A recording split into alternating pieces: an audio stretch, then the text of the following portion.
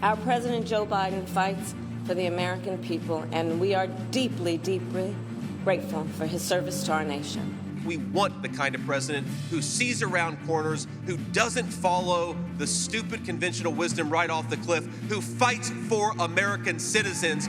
Director Cheadle, in your leadership, your agency got outsmarted and outmaneuvered by a 20-year-old. How can we have any confidence that you could stop a trained professionals from a nefarious nation state? Hello, I'm Caitlin Huey-Burns in Washington. Welcome to America Decides. If you're experiencing political whiplash right now, don't worry, you are not alone. Over the course of the past 8 days alone, one candidate running for president survived an assassination attempt at a campaign rally, and the other, the sitting president, has now officially dropped out of the race altogether. We have entered the stranger-than-fiction era of the campaign cycle, and we'll guide you through it as best we can. Let's start with where we are today. The now presumptive Democratic nominee, Vice President Kamala Harris, has just arrived in Wilmington, Delaware. It comes on the heels of raising more than $80 million in just the past 24 hours since Biden left the race. We want to start tonight, however, with senior White House correspondent Weijia Jiang, who is now in Wilmington, Delaware. Weijia, good to see you. So you're in Wilmington, which is now, I suppose, the site of the Harris headquarters, campaign headquarters in Wilmington. She's expected to meet with staff there, as we understand it. What are we expecting out of that meeting? When she spoke earlier at the White House, it was the first time we saw her since President Biden stepped down and he endorsed her for his job. But she did not talk about the campaign. She praised his leadership and talked about his legacy and everything he has done during his service so far as president. But she did not talk about replacing him at the top of the ticket, saving all of that talk for this moment we are waiting for here at campaign headquarters, because basically, Caitlin, she has to address this entire staff that has now been working for several months to elect Joe Biden as president, now asking them for a very quick turnaround to shift all of their energy, all of their focus on her. And we've talked to staffers who say, look, they don't really have time to process everything that's happened in the 24 hours. They feel like at the end of the day, their goal is the same, no matter who is at the top of the Democratic ticket, and that is to beat Donald Trump. So they are certainly excited, looking forward to hearing what Harris has to say to all the staffers here. And Weijia, over the past 24 hours, we've seen, a wave of endorsements from Democrats coming for and standing behind Kamala Harris. But notably among them was this afternoon, Nancy Pelosi. She said that she's throwing her support behind Vice President Kamala Harris. Tell us about the significance of Pelosi here. Well, Caitlin, we saw the power of Nancy Pelosi in the past few weeks. In fact, I think books will be written, probably one by our colleague right there, Robert Costa, about her role in President Biden's ultimate departure from this ticket, his ultimate decision, a very difficult one for him personally to make. But essentially, because of her power within the party, within Congress, it really didn't leave any room for him to stay in the race. And so the fact that she has now come out to endorse Harris, that really is shutting the door on the possibility of a challenger, on any speculation that she could be supporting an open primary process to elect a new nominee. And so that sends a big message to anyone who might be thinking about it, which is to back off and to stand in line and to support the vice president. All right, our Weijia Jiang following it all for us at the campaign headquarters in Wilmington, Delaware. Weijia, thanks so much. And let's bring in Bob Costa. Bob, we mentioned $80 million raised since over the past 24 hours. I mean, we've been reporting about how Democrats were really concerned about fundraising if Biden were to stay in the race. I mean, this seems like a significant amount of money. It's money, but the question is she bringing the party together? So she has grassroots support, which is going to be very powerful to compete against former President Trump's campaign, but she still has some work to do ahead of the convention. It's not just about a VP pick. She knows, based on my conversations with top Democrats, that this can't seem like a coronation, politically speaking, that she has to, in her words, earn the nomination. and show that she's bringing in all the different factions. And it's complicated because the progressive wing wants to make sure they feel included, that it's not just about putting a perceived centrist on the ticket. And so the money's coming in. Democrats are feeling good. But it's also a sensitive time because President Biden is still president. And he's still someone who has not spoken publicly since the decision. It was a painful decision for him. So, yes, the money's pouring in. Yes, Democrats feel good. But it's a complicated time. Complicated, historic. I mean, I almost can't believe we're covering all of this right now. And we were, just a few days ago covering Donald Trump picking his running mate. Now we are all waiting to see who presumably Kamala Harris chooses as her running mate. Can you give us a sense of kind of the names being tossed around and kind of politically speaking, what a Kamala Harris presidency might be, or nomination, I should say, might be looking for in a running mate? There's a real debate among my Democratic sources about whether this even matters. Is it an inside parlor game in Washington? Because the election's now about Vice President Harris if she's the nominee and Trump. Is anyone going to now vote for Donald Trump because J.D. Vance is on the ticket? Maybe. But the Republicans were already positioned to win Ohio. He's maybe going to help in the industrial Midwest, Pennsylvania, Michigan, Wisconsin. But for the Democrats, the same challenge remains, which is, does the vice presidential pick really add political capital to the ticket? It's uncertain at this point, because even if you put Governor Cooper of North Carolina, who's very presentable, he's seen as a strong politician, appealing, or you put the younger governor, Andy Beshear, from Kentucky on the ticket, yes, you bring the South onto the national ticket, but does someone suddenly say they're going to now vote for the Democratic ticket because the vice presidential nominee is someone from the South and more centrist? Vice President Harris is the issue. Former President Trump is the issue.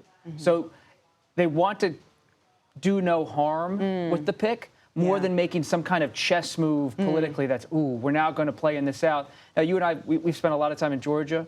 Now, picking someone from the South could be very helpful, maybe, and having some Southern appeal for the ticket, especially with someone from California atop.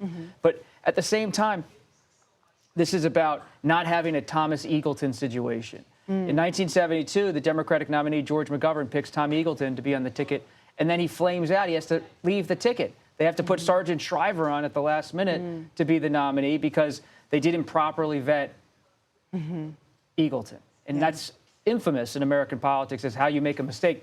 The Democrats' real problem now, they have Covington and Burling, a big D.C. law firm doing the vetting. Does Covington and Burling, along with the Harris team, really vet these people? Because, yes, if you're a governor right now, you get some scrutiny, but we all know the local press across the country has been diminished, unfortunately, because of lack of advertising. So are these people really going to handle it under the spotlight? That matters more for Vice President Harris, I'm told, than any kind of political calculation. Especially with such a crunch time in terms of the calendar here. And then just very quickly, I know you spoke to Donald Trump yesterday by phone. We're talking about how this scrambles things for the Democrats. It also scrambles some things for Republicans as well. Well, he said it didn't. I mean, it's notable when I pushed him on, well, how does this change the race? He said it doesn't change the race. I said, well, what do you mean by that? He said, I'm running against the Biden record. So he believes he can just take all of his ammunition politically and put it towards Vice President Harris's case and say that she doesn't have an effective record to run on. And you're looking there, he's going after the, he calls her, well, does not call her intelligent in that post. And he called President Biden the worst president in our conversation. He was critical of Harris in her handling of the issue of immigration and the border. So we're looking at a situation, I was discussing this with Republicans and Democrats yesterday, it's going to be a political battle, brutal. Yeah. Well, what the Democrats don't fully, I think, recognize as I'm making the phone calls is that I've covered Donald Trump very closely since really 2010, 2011, started talking to him a lot. Trump is going to go places personally, already going on the issue of intelligence. There's the possibility of gender, other issues being brought up in a way that's visceral, brutal, raw, cruel. It's all coming. And for now, they're getting a lot of money. They're feeling good. But what's President Biden's role going to be? Is he going to speak up in a forceful way? He's given a statement. His Oval Office address, if he makes one, will be closely watched. But this is going to be such a knockout, drag-out fight for Vice President Harris. I mean, think about it. We covered 2016 together. Senator Rubio, Senator Cruz, how their careers have been affected by going up against Donald Trump. Yeah, yeah. I mean, and I was covering the rally that Trump had in Michigan on Saturday night, just 1 week after the assassination attempt, and there has been no change in Donald Trump's rhetoric, his message, his demeanor. It is the same Trump as he's always been. And that's something to watch going forward. We will keep an eye on all of it. We don't know what the next day or so brings, but as you always say, we don't know what the next hour brings. Assume nothing, as you always say. So we will stay tuned. Thank you, Bob, very much. And hundreds of Democratic lawmakers are backing Vice President Kamala Harris for the presidential nomination, and 2 caucus chairs will join us next from Capitol Hill. You're streaming America Decides.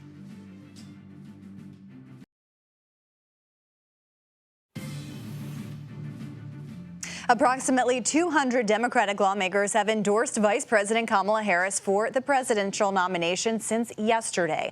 Among them are leaders of 2 of the most influential caucuses in Washington, California Congresswoman Judy Chu and Nanette Barragan. Representative Chu leads the Congressional Asian Pacific American Caucus, and Representative Barragan leads the Congressional Hispanic Caucus. Thank you both so much for being here. We appreciate your time and look forward to this conversation. Congresswoman Chu, I want to start with you. You have endorsed Kamala Harris for this nomination, but does your caucus officially endorse her as well? I am very proud to announce that we accelerated the vote process, and the political arm of our caucus, which is called Aspire PAC, did officially endorse Kamala Harris for her nomination as President of this United States. And Congresswoman Barragan, I want to also ask you the same question for the Congressional Hispanic Caucus. Is your caucus officially endorsing Harris for the nomination?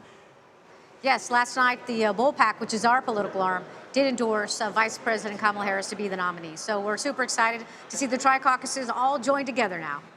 And Congressman Barragan, while I have you, I mean, you appeared on our show just a few weeks ago to really underscore your caucus's support for President Biden. There were a lot of people calling for him to get out of this race, but you were not one of them. How do you feel right now about the idea of that he did exit the race facing this mounting pressure? Well, I was very sad. There were a lot of tears involved yesterday when I heard the news, and I had an opportunity to talk to the president about that yesterday in a call to him, and thank him for his service and tell him about how sad I was. Yet on the other hand, he's endorsed the Vice President, Kamala Harris. She's now in this race, and she also called to say that she's running. And so it's an exciting time for us to get behind her, unite the party, and stop worrying, start working, and get to work. And that's what we got to do. And Congresswoman Chu, I think it's significant to note that Kamala Harris did not win any primary votes this cycle. Biden's name was on the ballot. What about this process? Critics may say that this is undemocratic, the idea of the nominee not having had any votes from actual voters. What do you make of that? Well, of course, Biden has withdrawn from the race. Therefore, the nomination is open for the delegates, and the delegates will cast their votes. So it will be a democratic process. It will get the input of the delegates to the convention, and I think that it will be something that people can feel was justly done. I can also say that there is tremendous support for Kamala Harris. In fact, I haven't seen anybody that could even counter her nomination. We are so excited because she is obviously very capable, having served in the vice president's role. She has been able to reach out to so many of us, and we know she will be a very, very effective campaigner. So I don't think that you will see too much dissension there. In fact, I think you will see a lot of unity for her nomination. And Congresswoman Barragan, I want to ask you kind of the same question, which is you now have a situation where, and I understand the time crunch, certainly, but delegates and Democratic officials are choosing the nominee here, not voters. Well, 14 million voters voted for a Biden-Harris ticket. So in my opinion, they voted for this team. The fact that President Biden has stepped aside doesn't discount that she was been on the ticket, and the voters have had their voices heard. Now, look, we're in a process now where the president has stepped aside, and that process is being followed. And what you're seeing, as Judy mentioned, is this outpouring of support that even the delegates are overwhelmingly, lining up to support her and get behind her. I think our party and our people know that it's time for us to unite. It's time for us to get together, to do the hard work. We're about 100 days out, and there's nothing greater than a second Trump presidency and Project 2025, and what that means for the American people, what that means for women's reproductive rights, what that means for Latinos, and this idea and this vision to do mass deportations. So much harm will come from a second Trump presidency. And I think people right now are getting excited about our vice president. She's going to be on the road. I'm happy to go on the road with her anytime and make sure we're doing all we can to reintroduce her to the American people and tell her story of what she has been doing and what she's going to continue to do for this country. And Congresswoman Chu, I know you are from California as well, but I'm curious if there's anyone that you think that Kamala Harris should choose as her running mate, and whether you think that decision matters in terms of moving voters. The most important person is the one who's running for president, so I am so glad that Kamala Harris is on top of this ticket. But of course, I think that there needs to be a wise choice for the vice presidential candidate, and it should be somebody from a battleground state that could help us get us over the finish line for this election. This election is so critical, and we know that we can't take a second Trump presidency. We know that we have Project 2025 looming over us in terms of what this Trump administration could do to the American people. There's so much at stake besides the fact that we have to make sure that we get reproductive freedom once again back into the United States, and that's what a Kamala Harris presidency would mean. And Congresswoman Barragan, just really quickly, anyone that you would like to see join the ticket with Harris? I have all the trust and the faith in the vice president as she has this difficult decision to make. I'm sure she's assessing all the factors, whether it's a battleground state, whether it's male, whether it's female, what they bring to the table. But at the end of the day, at the top of the ticket, we've got the most qualified person that's running to be president, and we'll see who she picks as her running mate. I think we're all anxious to hear about that soon. We are too. Congresswomen Judy Chu and Annette Barragan, thank you both so much for being here. What a time. We appreciate it. And also on Capitol Hill, the director of the Secret Service told lawmakers today, quote, "We failed on the day of the assassination attempt against Donald Trump. We'll show you how they responded." You're streaming America Decides.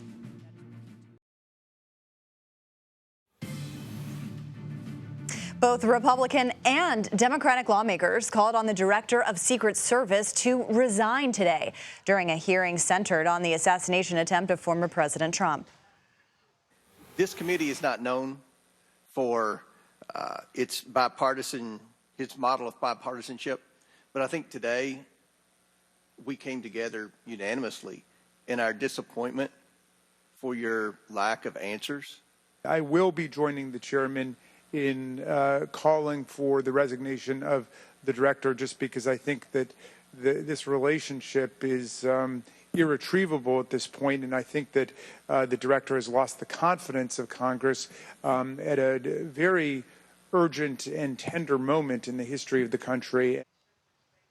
Although she has not stepped down from her position, Kimberly Cheadle said at the top of the hearing that the shooting was, quote, "the most significant operational failure for the Secret Service in decades." The Secret Service's solemn mission is to protect our nation's leaders. On July 13th, we failed. We must learn what happened, and I will move heaven and earth to ensure that an incident like July 13th does not happen again.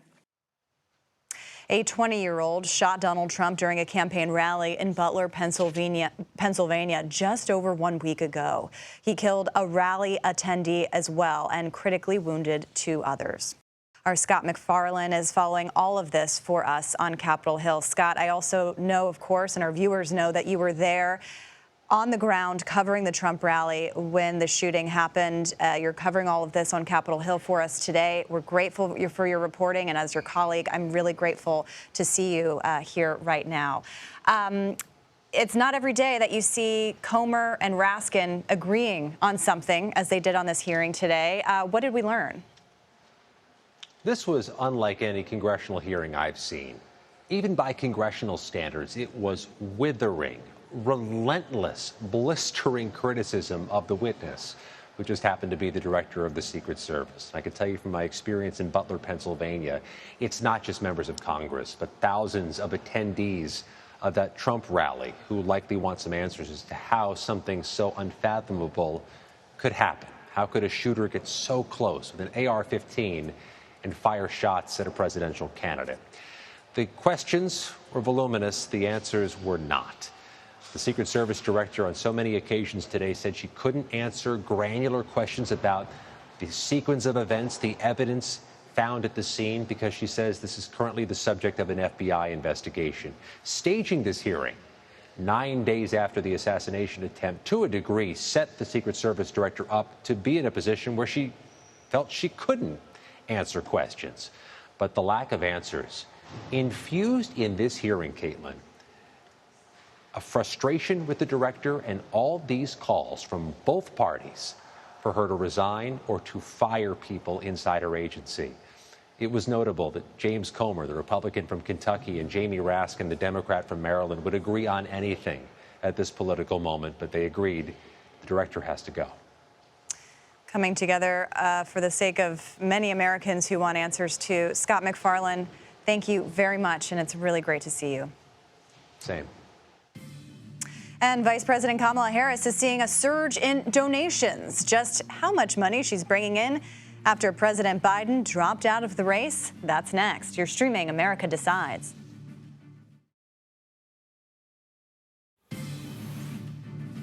Welcome back to America Decides. All 24 Democratic governors have endorsed Kamala Harris's White House bid.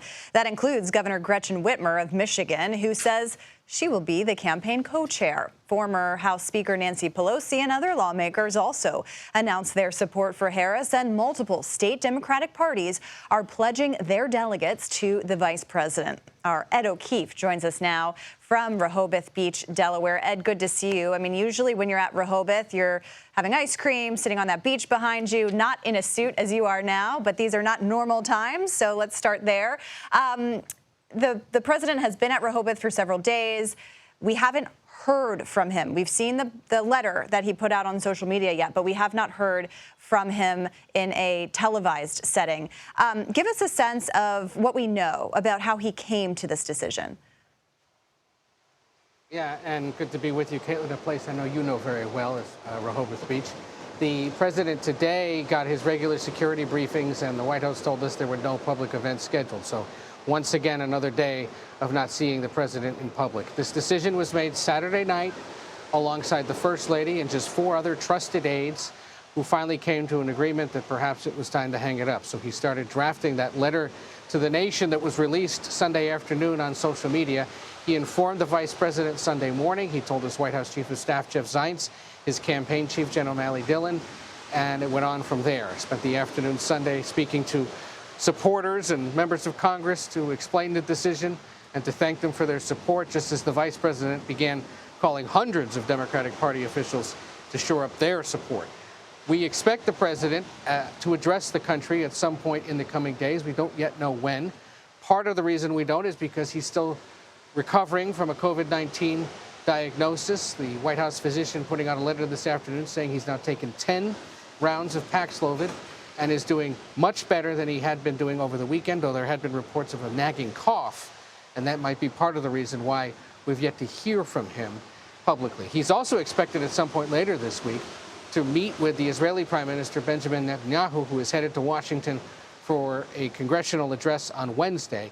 When exactly that happens, where it happens, whether it's before or after he addresses Congress remains to be seen. And of course, the vice president is scheduled to hold her own meeting with Netanyahu as well this week.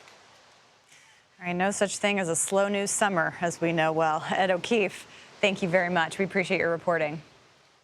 And CBS News Executive Director of Elections and Surveys, Anthony Salvanto, joins us now with new polling. All right, Anthony, so it's been a whirlwind 24 hours, but from your sense and polling voters, what are Democrats thinking about their chances now? Yeah, a lot of new polling these days, right? Caitlin trying to keep up with all this. Now, look, overwhelmingly, Democrats told us in their instant reaction to this that they approved of Joe Biden stepping aside. Maybe that doesn't surprise, because for weeks now following that debate, a lot of Democrats had been saying that they thought he ought to. But there's a strategic component to this, too, of course, right? For any political party. There's a big ratio here of Democrats that feel like now their chances, now that Biden has stepped aside, will be better as compared to worse. I would, however, point out there's just over a quarter that say, well, it depends on who the nominee is. But by and large, it's a positive feeling because, of course, a lot of these Democrats, they were voting for Joe Biden. They want to beat Donald Trump. And so they think their chances have gone up, at least initially, Caitlin. And how are Democrats feeling about Kamala Harris? I mean, we've seen in the past 24 hours, all of those endorsements we just described, the party is clearly coalescing around her. Well, the rank and file seem to be getting on board as well. And I'll show you this. You've got 8 and 10 who say, given the choice, Kamala Harris or someone else, right? And that's a general someone else because there isn't a formal challenge. Otherwise, they say the party should nominate Harris. But the other part of this, though, is the timing, Caitlin. I want to show you this. You might expect people want to be sort of in a hurry to do this, right? Again, back to that strategic component. Well, 6 and 10 say they would just as well have party leaders pick the candidate now as opposed to the 4 and 10 who say wait till the convention and let the delegates pick. So that process as it unfolds has at least a majority support for being pretty fast, Caitlin. All right, Anthony, with this race changing by the day, I know we're going to have lots of polling that we'll be interested in our future. So Godspeed, Anthony. Look forward to it next time. You as well. Thanks, Caitlin. And Kamala Harris's campaign says it raised $81 million in its first 24 hours. That includes hundreds of thousands of grassroots donors. Our CBS News senior business and tech correspondent, Jolene Kent, is here following the money. Jolene, good to see you. I know you've been speaking with donors, including director Rob Reiner. What did he tell you? Hey, Caitlin, that's right. So if you think about the past couple of weeks, it's certainly been a roller coaster for the Democrats when it comes to donations. And there was a pause when it came to that post-debate fallout with President Biden's performance. And we've been speaking with multiple mega donors on the Democratic side, and they say they are now, by and large, also endorsing Kamala Harris, the vice president, and putting their money towards her. I had a chance to interview Rob Reiner, the storied Hollywood director and longtime mega donor who called for Biden to get out of the race. And this is what he said to me last night. How much more money are you prepared to donate to Vice President Harris's campaign? Well, Michelle and I have donated a ridiculous amount of money, way out of our ability at this point. But we'll do whatever it takes to make sure that Donald Trump doesn't get in the White House. Reiner also telling me that he is supporting for the VP pick, of course, Arizona Senator Mark Kelly, another major mega donor, also bringing up Senator Kelly as well as a very good, solid pick. But what we're hearing is overall, there is some discord in Silicon Valley, of course, with some billionaires, including Elon Musk, backing President Trump. But by and large, the people who were behind President Biden, those mega donors, are still continuing to move to support Vice President Harris. And what's really interesting is in that record-breaking $81 million that was raised in the last 24 hours, the Harris campaign is saying that 888,000 of those people, 60%, are people who have not yet made a contribution this 2024 cycle. So we'll have a lot more reporting on this across our platforms, but it's interesting to be following this money and seeing where the billionaires are going and, of course, those smaller amount donors who are giving at the more grassroots level, Caitlin. Yeah, and Jolene, that's so interesting about those small dollar donors who haven't donated before, because that suggests that there may be some new enthusiasm in this race that just wasn't there before, as we've been talking to voters across the country. Thank you so much, as always, for your reporting. It's great to see you. Great to see you. And what kind of challenges could Vice President Kamala Harris face now that she's running for the top job? Well, that's one of many questions I'll ask someone who has traveled across the world with her and written a book about it. Our conversation is coming up. You're streaming America Decides.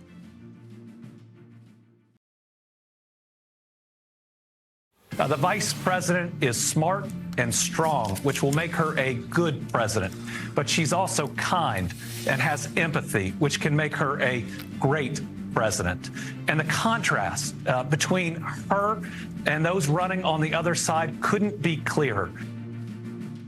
And that was Kentucky Governor Andy Beshear. Get to know his name. He's endorsing Vice President Kamala Harris's White House bid now. He's one of many Democrats who could become her VP pick if she gets the Democratic nomination.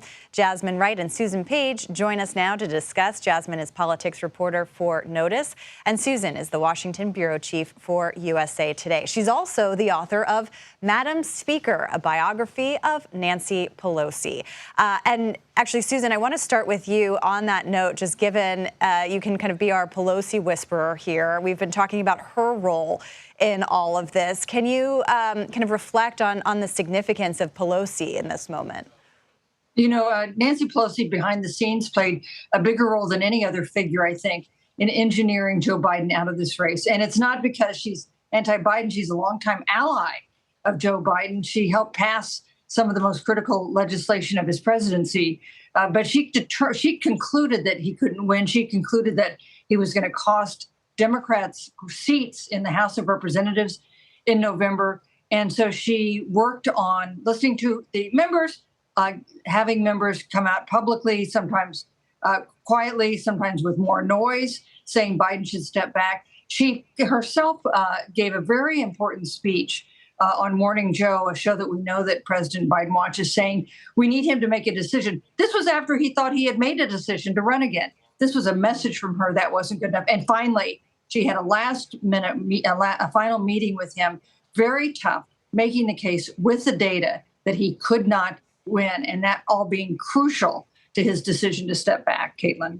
Yeah, that moment that you just described seemed like the big turning point in this race. Susan, thank you for that. Jasmine, you and I covered Kamala Harris's primary campaign in 2020. Yes. You were on the ground with her. I'll let you be kind of our Kamala Harris whisperer here. The significance of this moment for her, but also kind of what she can bring to this ticket. I mean, we talk so much about Black women, especially being kind of the backbone of this party.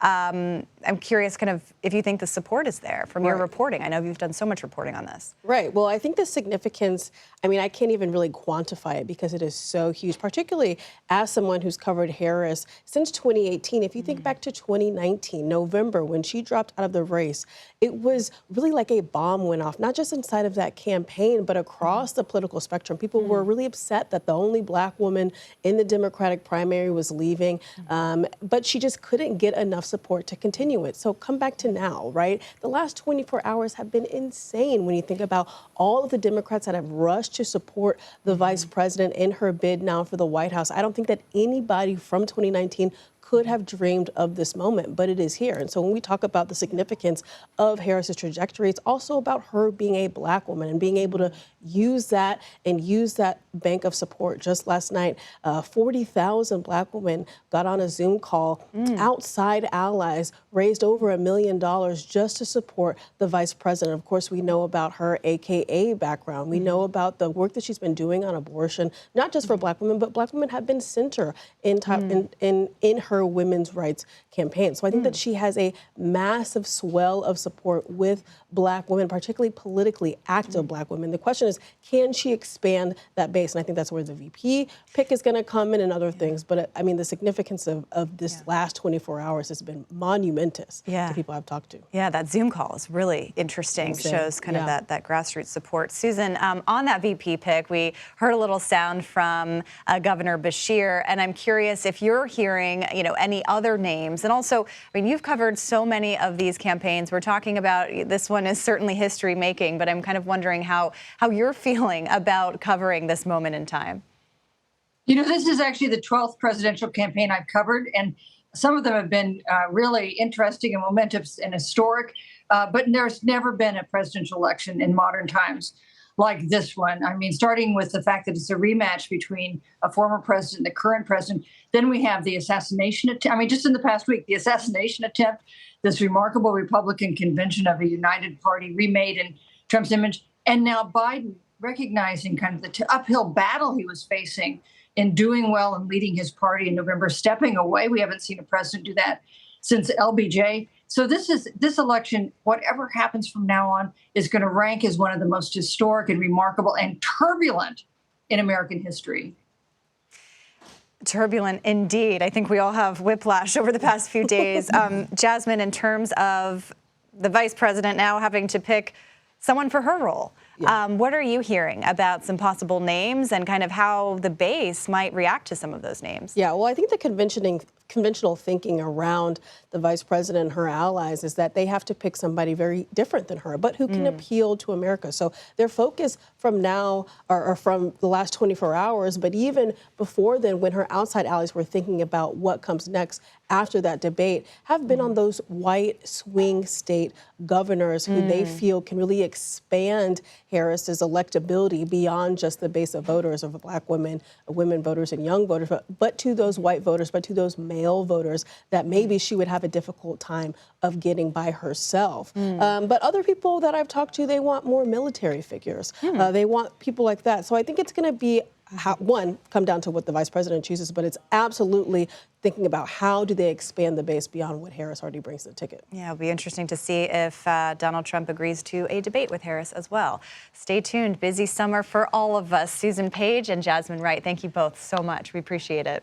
And a Democratic president shocked the country when he announced he wouldn't run for re-election. That was in 1968. We'll take a look back at LBJ's decision. That's next. You're streaming America Decides.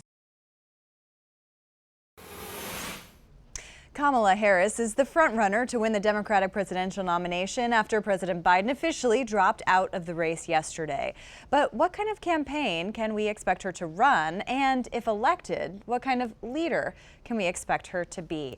Nii Cortez is here and he may have the answers for us. He is a professor at Pepperdine University, and he's the author of a new book called Kamala, the Motherland, and Me, which is set to be released tomorrow. So great to see you. Good timing for this book, which I want to get to in a moment. So you kind of started out this whole process by going on a trip with Kamala Harris to cover her visit to Africa. What did you learn about her through that trip? Well, it was an incredible opportunity to travel to Ghana, Tanzania, and Zambia, covering this historic first, making a historic visit to the motherland, the homeland of my father, who was born and raised in Ghana. I learned that she is a focused leader, she's a determined leader, she is competent, she is cutting edge, and she is capable of meeting the moment. That's what I saw. And I saw it on display on the world stage as she engaged with so many world leaders. I saw it in the eyes of the nearly 8,000, mostly young people in Ghana's Black Star Square that showed up to hear her speak. She is the real deal, and I think more people need to know about it.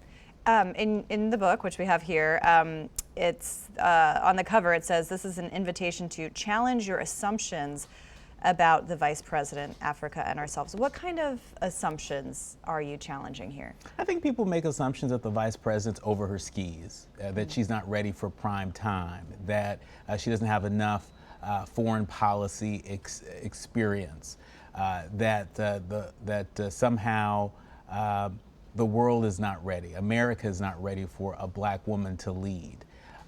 What I saw was quite the contrary, and I thought, you know, what better opportunity to interrogate all of these questions than on the written page. What are some examples that you can identify where she has defied expectations in your view? Well, she has been a champion for LGBTQ rights, not just here at home, but abroad. I remember being in Ghana during a joint press conference with the Ghanaian president. This was around the time that there was an anti-LGBTQ bill that was sweeping through the Ghanaian parliament. And when asked by a colleague sort of where she stood and how this jives with the Biden-Harris administration's support of LGBTQ rights, she didn't hesitate. She stood there. She stood strong, shoulders back, and affirmed that LGBTQ rights are human rights. Just last week, I was reading in the New York Times an article about how there's been a huge copper reserve that's been discovered in Zambia. That's one of the places where we visited.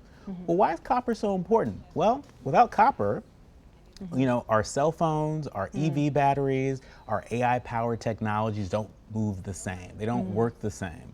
And so when I say that the vice president is really cutting edge, she's having conversations with world leaders about issues that are a part of our shared future. And now you interviewed her back in May, so just a few months ago, obviously before the debate, obviously before all of these questions were swirling about Biden's ability to carry this race through. But in your conversations with her, did you get any sort of inkling or insight into, the idea that she could be in this position to be the nominee? The insights that I gleaned from our exclusive one-on-one West Wing interview really were insights that suggest that she is aware of how she's positioned in history, that she aspires to be a consequential leader, and she understands that when you're breaking barriers, guess what? You get cut. Things break. It's not a walk in the park, but you still do it because it's worth it. That is the mindset that drives Vice President Harris, and it's probably the same mindset that's going to help her to clinch the Democratic nomination if things continue to trend the way that they are. What kinds of challenges do you think she's going to face now that she is likely to be on the top of the ticket?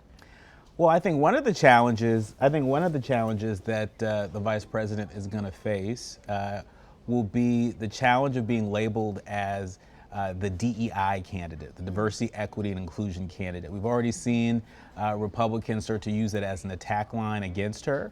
I think they're unwise to do that because, remember, this nation is changing. It's browning. It's becoming increasingly more multicultural. And I think there are a number of folks that sort of take issue with that, the idea that they're only picked to be in a position of leadership because of their skin color, or because of their gender, or because of their identity in whatever way, shape, or form. And so I think folks underestimate her at their own peril. She hasn't lost an election. She's never been in an election on the ballot and lost, and that says something, especially being someone who is so unconventional in so many other ways. All right, well, we will stay tuned for this candidacy, but also for your book, which comes out tomorrow. Congratulations on the release, and thank you for being here. Thank you. And the last time a Democratic president announced he wasn't running for re-election, he didn't do so on social media. I shall not seek, and I will not accept the nomination of my party for another term as your president. Then President Lyndon Johnson rocked American politics when he made that announcement in 1968. He was facing backlash over his handling of the Vietnam War. Johnson dropped out in March, much earlier in the cycle than President Biden. LBJ's Vice President Hubert Humphrey was nominated at the Democratic National Convention in Chicago. The gathering erupted in violence as anti-war protests raged in the streets. Humphrey went on to lose the general election. Coincidentally, next month's DNC will also be held in the Windy City. And that does it for us today. We'll be back with another edition of America Decides tomorrow at 5 p.m. Eastern. The Daily Report with John Dickerson starts right now.